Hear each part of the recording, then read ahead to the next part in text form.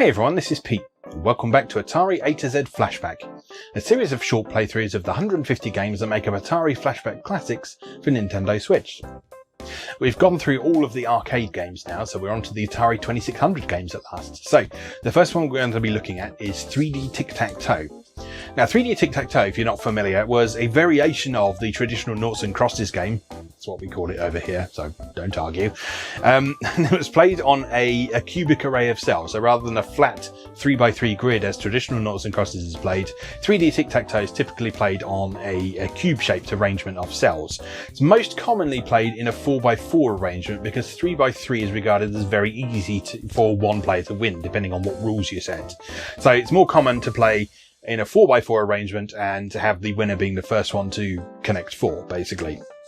So, 3D Tic-Tac-Toe was actually marketed as a tabletop game named Cubic with a Q by Parker Brothers from 1964 onwards, but this is no longer available, unfortunately. You can probably find some clones around the place, but Cubic with a Q from Parker Brothers is not a thing anymore. So like regular noughts and crosses, 3D Tic-Tac-Toe has been analysed pretty extensively by clever people who know about maths and science and that sort of thing. And much like normal noughts and crosses, there is a guaranteed winning strategy you can make use of. But unlike traditional noughts and crosses, actually applying this winning strategy is so dependent on sort of memorizing a very specific sequence of moves that your average player probably isn't going to do it. So, as long as you both understand the rules and are reasonably evenly matched in this, a game of 3D Tic-Tac-Toe is much more fair and interesting than your average game of noughts and crosses. It also lasts a bit longer as well, which may or may not be a good thing, according to your own personal preferences. So, the Atari 2600 version that we're going to be looking at today and an Atari 8-bit version, which came out around the same time, were both released in 1978. And a very interesting thing about this that I didn't know before is that they were developed by someone called Carol Shaw. If you've recognised that name, it's because Carol Shaw was most famous for a real all-time classic Atari 2600 game released by Activision, which was River Raid. River Raid is one of my all-time favourite games on the Atari 2600 and the Atari 8-bit specifically, because that version is much better than the 2600 version. But yeah, Carol Shaw really sort of knocked it out of the park with that one. So it's interesting to see some of her other projects from earlier in her career, and 3D Tic-Tac-Toe is one of them. So without further ado, let's go play 3D Tic-Tac-Toe. Okay, here we are with Atari Flashback Classics, and today, as I said, we're going to be taking a look at 3D Tic-Tac-Toe. Now we're into the Atari 2600 side of things. This is going to be quite interesting for me because the Atari 2600 is a side of things that I don't know a ton about, if I'm perfectly honest, because it was just slightly before my time. So growing up, I had the Atari 8-bit computers in my household and then subsequently the Atari ST. So the Atari 2600 is something that I didn't spend a lot of time with, and I've only really become familiar with a lot of its library quite recently. I mean, I was aware of its existence while I was growing up, but I never actually had a go with one. So any of the games that were around at the era, I would have played the Atari 8-bit versions or sometimes Atari 8-bit ports of Atari 5200 games, so of which there are a few in this collection, but we won't get to those for a little while yet. So, today first of all we're looking at 3D Tic-Tac-Toe, as I've already said. And one of the nice things about this Atari Flashback Classics collection is the fact that all the 2600 games come with a digital version of the original manual.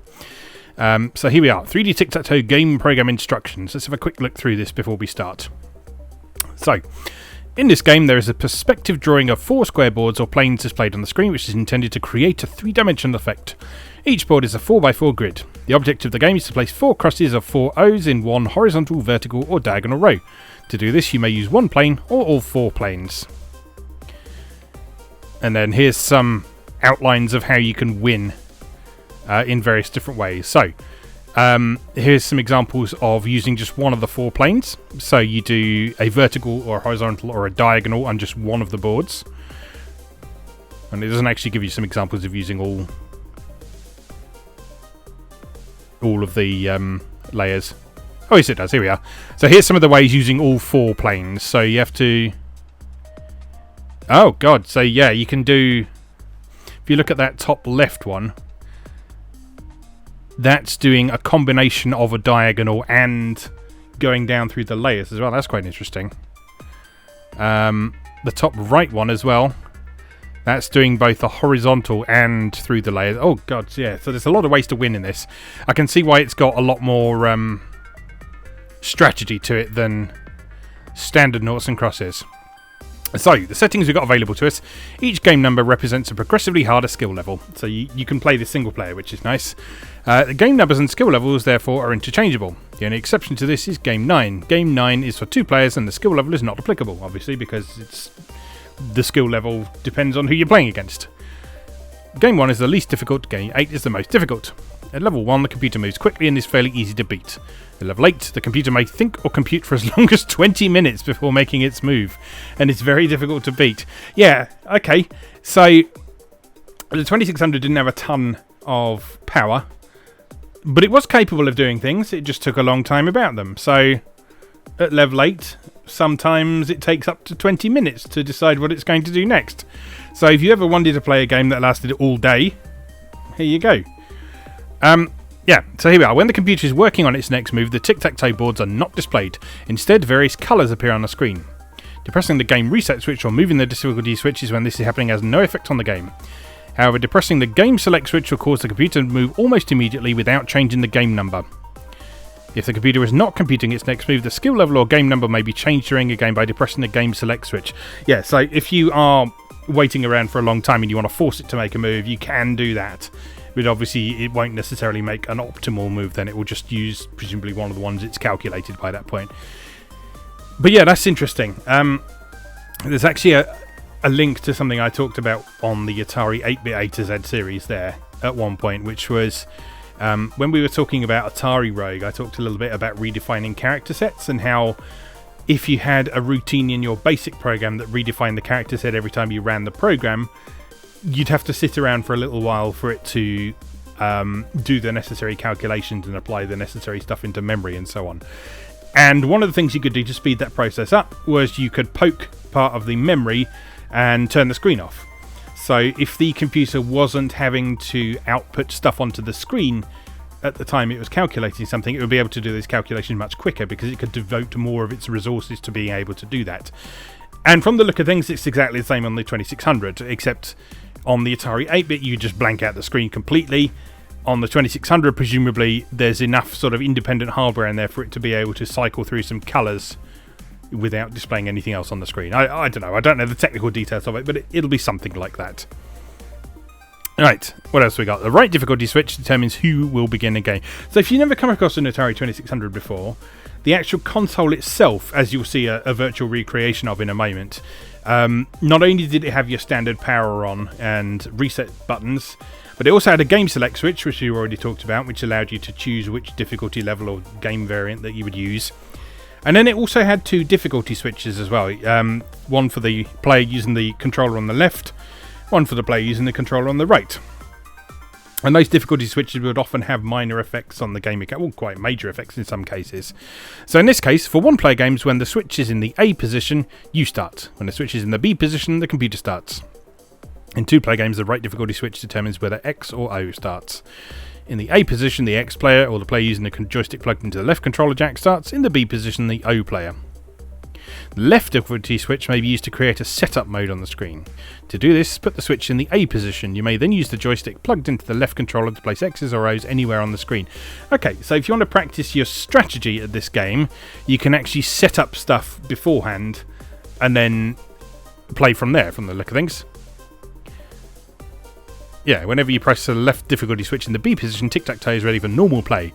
After using the setup mode, either X or O may play first. This is determined by the position of the right difficulty switch. Right, and then in total there are 76 possible ways to win. It is not possible to win by using 2 or 3 planes. You must use 1 or all 4. Okay, and then the rest of the manual is just details about how to actually control the game and so on. And that's quite an interesting bit there. It tells you how the different difficulty levels work. So at level 1, the computer looks just one move ahead.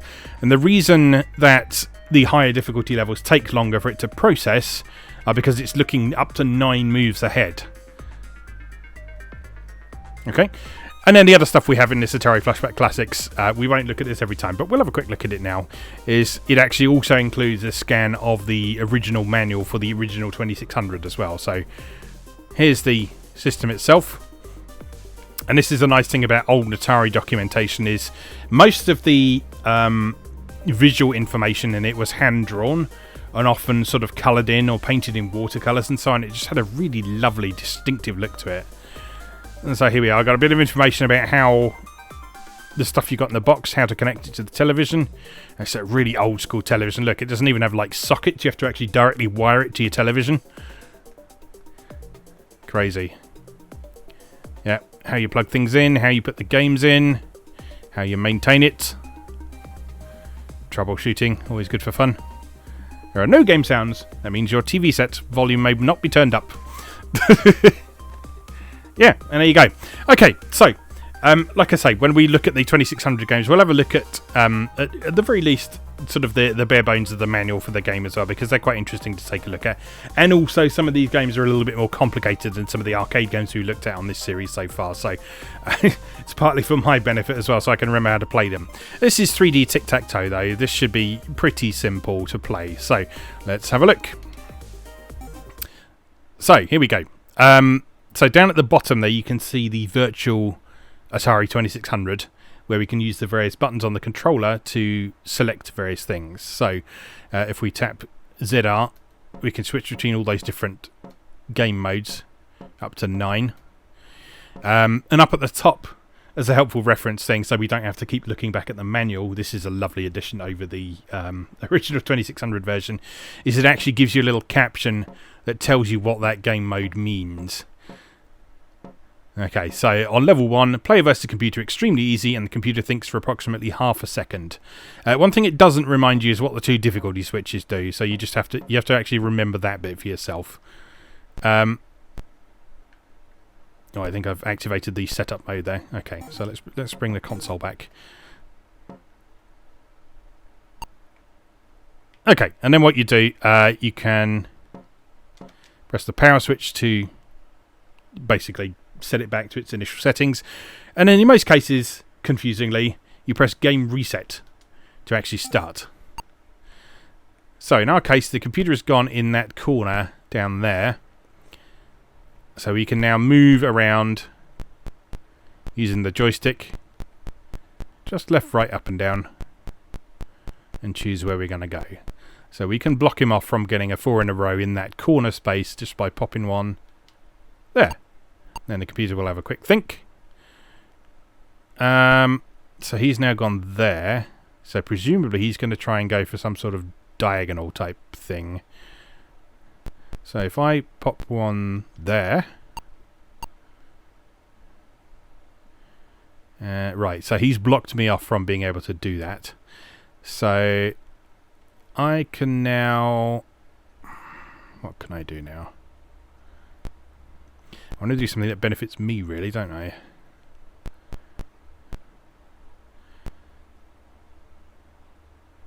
So going here isn't really going to benefit me at all. But I do want to block him off. That's the thing. Actually, if I go there, I can start sort of taking aim for that side of things, can't I? So if I then go there as well, I can start sort of setting things up a little bit. So if I pop one there, that gives me 3 and I'm ready to win.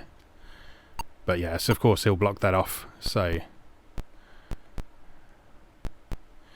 but that did mean that he didn't take a turn to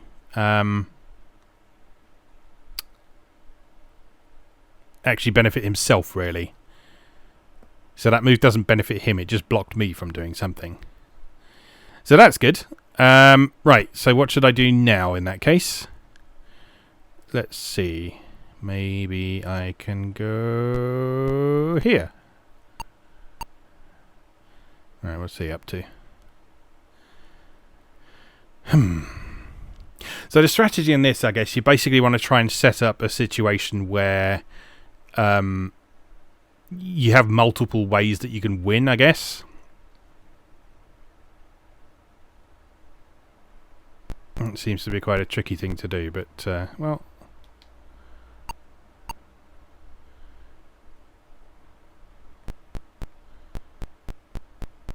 So what's he going to try and do there?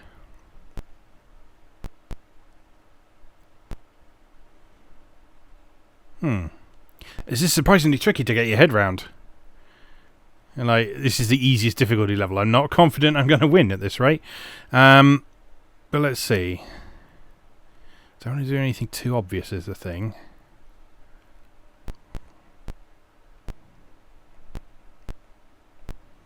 Alright, let's pop one there.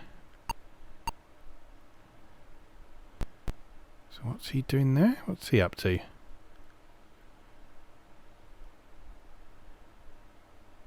Oh, do I see what he's doing? No, I don't see what he's doing. So he's going...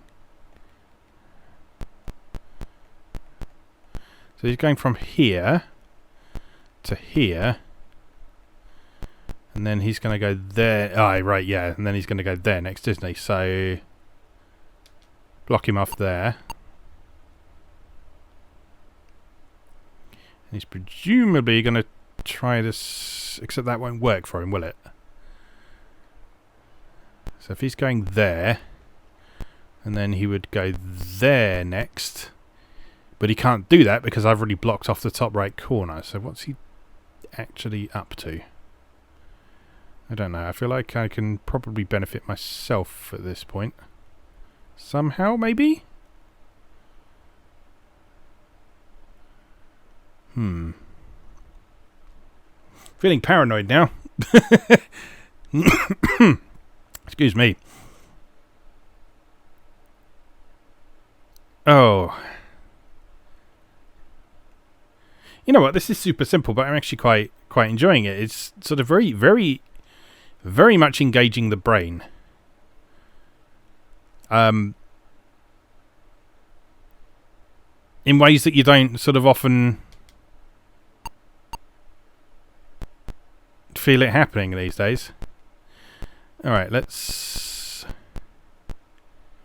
Don't think you can do anything nasty with that, so let's pop that one there. Yeah, that's not going to work for you, is it? You idiot! Here? Oh, you won? Bollocks! I'm not standing for that, let's go again. Right.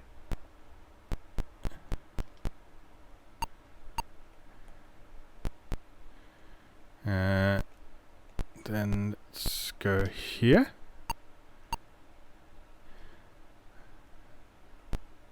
You spotted my cunning plan, you cur.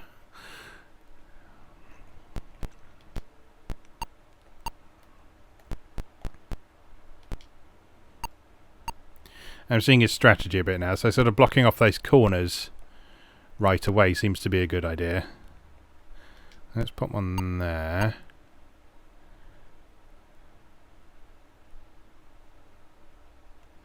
And then one here. Yeah. So now what's he doing? I feel like you're on the defensive quite a lot if you aren't the starting player. I think that's probably the point. I think that's one of the things it said in the manual. If you go first, I think you're more likely to win. And obviously the computers go first at the minute, so... What's he up to? I don't like it.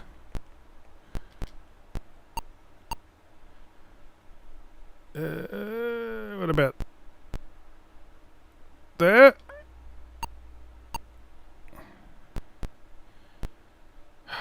You little turd.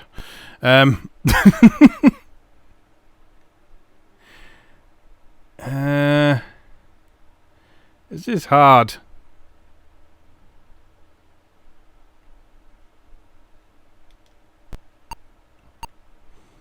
you don't.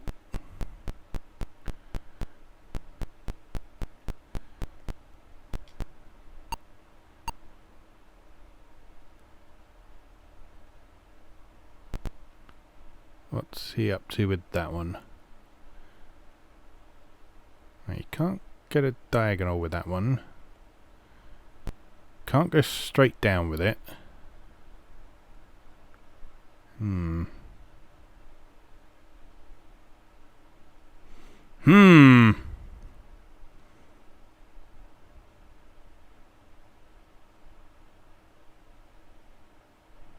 Tricky.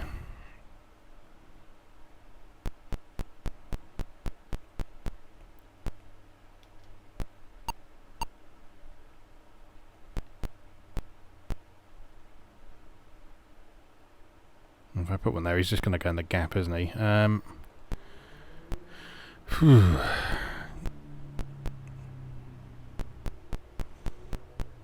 if I put one here, he's probably going to go in the gap as well, isn't he? Oh, how do you outwit him? This is difficult. Yeah, there we go. Saw that coming. Still did it, because he's not stupid.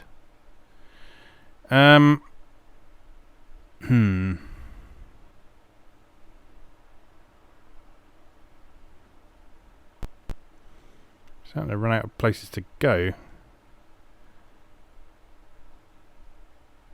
Let's pop one here.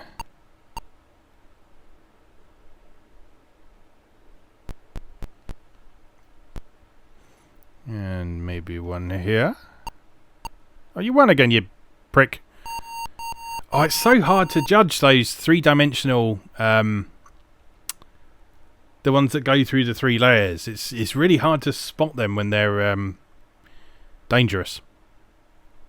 Right. Okay, I'm going to set the right difficulty to the other level. So we get to go first this time. So let's do what he does. And take the corners. And also make sure we're not giving him any opportunities to do ridiculous things.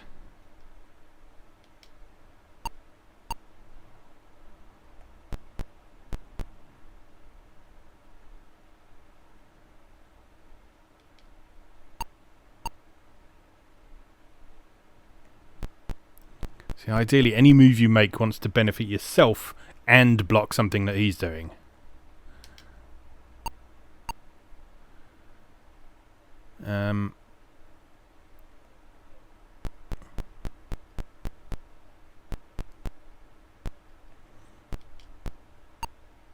Oh, I think I can win. Can I win if I go there? No. Or can I? Can I? No. Yes? No. No, I'm an idiot. Never mind. Ignore me.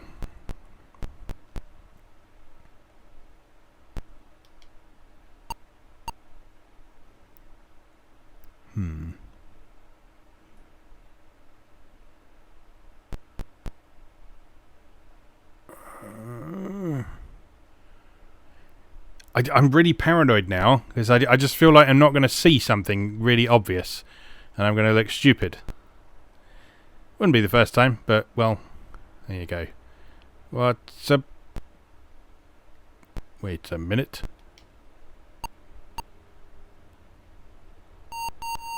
Oh, he still won. This is not on. Ah, that's so hard to see. One more try. One more try. Right. I'm going to go here. And then here. And then here. And then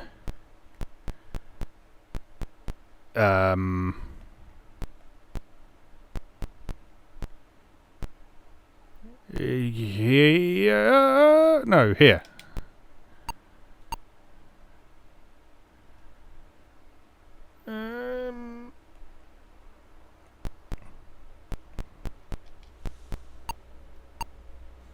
Right, that made him waste some time, so I can now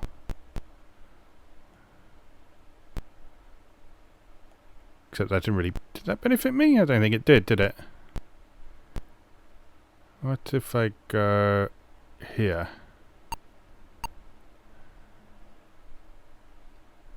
Yeah, that blocks me off there.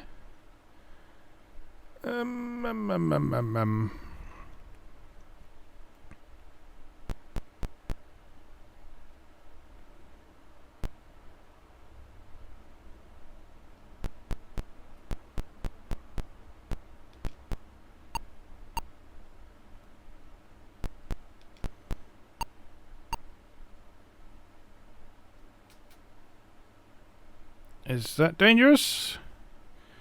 That can't be dangerous, surely. Oh! I won! Hooray! I beat the easiest difficulty level! Well then, that's 3D Tic-Tac-Toe. Just out of curiosity. Level 8. I'm just gonna pop one there. Oh, he's still going pretty quick right at the beginning.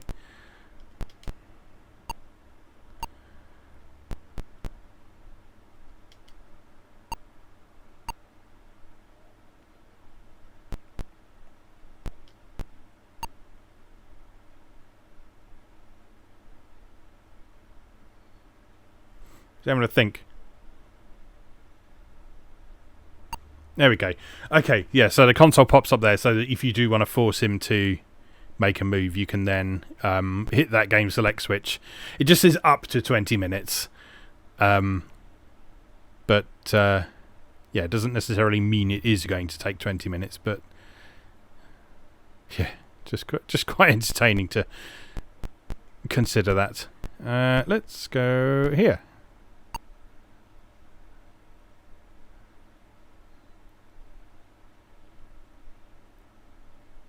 Yeah, I'm assuming that those colours that are being shown is presumably visualising the data that it's considering in some reason. If you look, there's only like 3 different colours.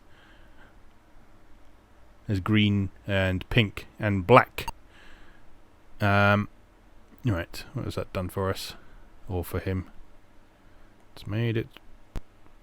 Has it made it possible for him to win? No, not quite, but...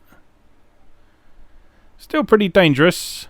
So if he's there, he could go there, and then there, and then there, and we don't want him to do that. So how can we stop him from doing that? By doing this, perhaps? I think on this hard difficulty mode, you should probably be a little bit concerned if he makes a move very quickly, because that presumably means that there's something really obvious that you've missed.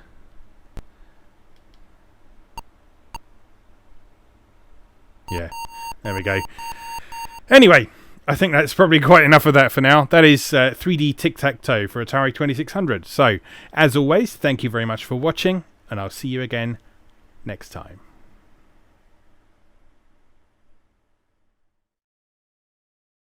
Thanks for watching. If you enjoyed this video, please help out the channel by leaving a like or a comment and subscribing. New episodes of Atari A to Z are on Tuesdays and Atari ST A to Z on Thursdays. Check out atariatoz.wordpress.com for a full archive. Do please also check out my other projects moegamer.net, where I explore Japanese and Japanese-inspired games from yesterday and today, and videopackgames.wordpress.com, which aims to catalogue the small but well-formed library of the Philips G7000 Videopack computer, also known as the Magnavox Odyssey 2. You can also support my work on Patreon or buy me a coffee. You can find links to do both down in the video description. Thanks again, and I'll see you next time.